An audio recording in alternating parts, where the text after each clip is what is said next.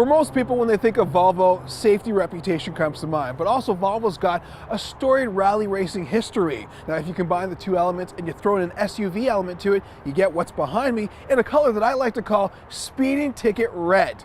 There's a slew of crossover utility vehicles on the market. Of course, they're very attractive, but this behind me, the XC60 T6 R design, is the supermodel of CUVs.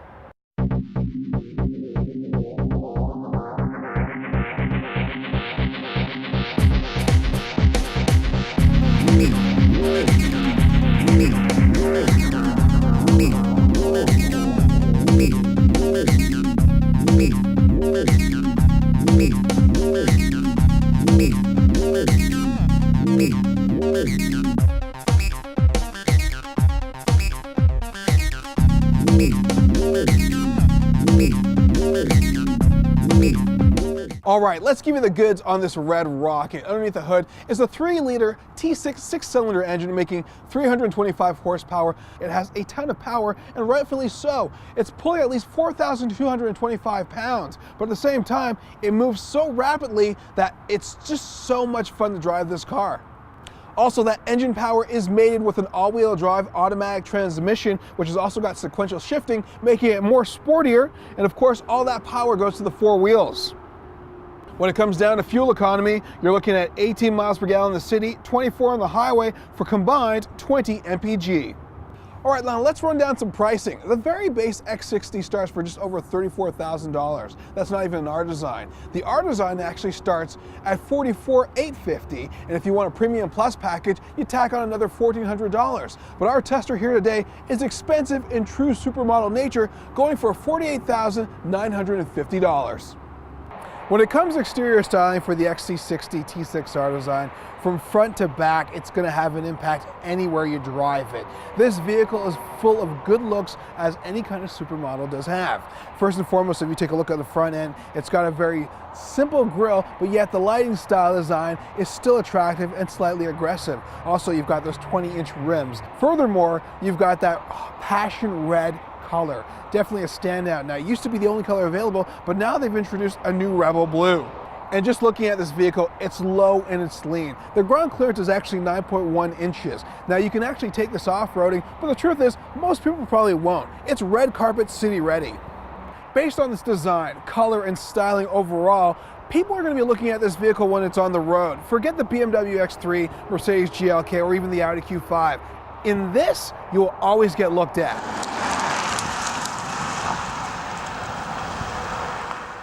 All right, the interior of the XC60 T6, not bad, but not so great. I'll tell you why. I'm not really enjoying the center console.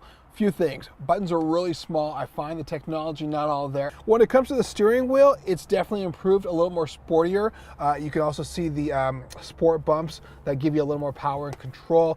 When it comes to the seat comfort, having a hard time getting comfortable. I like the sportiness, the sporty look of it. However, I'm not enjoying the two-tone color of the black and beige.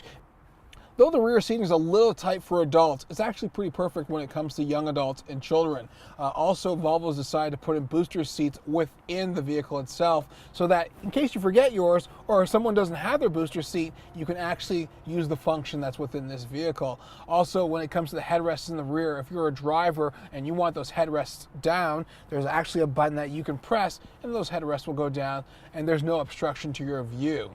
Also, when it comes to the rear cargo space, it's pretty ample, and there's also some features that make it very easy for people who've got grocery bags, tightening them together, making sure that they don't toss and turn all over the place. And for the sake of convenience, there's a power liftgate. However, the power liftgate only functions in going up. In order to get it to go back down, well, you've got to get outside of the vehicle and press the button for it to go down. What's pretty grand is the panoramic sunroof, also available in this vehicle. Quite spacious, gives you a lot of air, gives you a sense of hospitality within the vehicle. The interior overall has got a sporty feeling to it. You've got some aluminum, you've got some chrome, you've got that two-tone leather. Definitely sporty, almost feels like it's made for a single person, but of course, you've got those booster seats in the cargo space in the back. It's also made for family. Now, the drive is something else.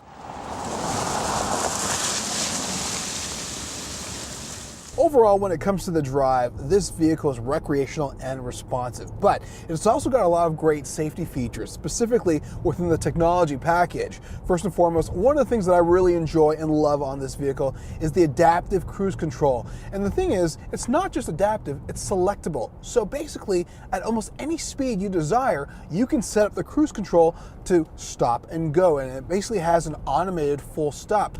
Also, there's a collision warning feature which will give you a full stop as well in case there's an object in front of you obstructing the drive, and that's a great feature to have. Also, there's a light bar that shows up that tells you basically to come to a brake a lot sooner than later. Another feature that I like, and some people might enjoy this or might not enjoy it, sometimes it can be just a little annoying, is this sound.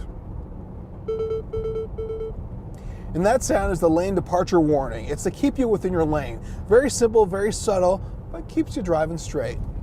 One of the gifts of this vehicle is that the horsepower and the torque are immense.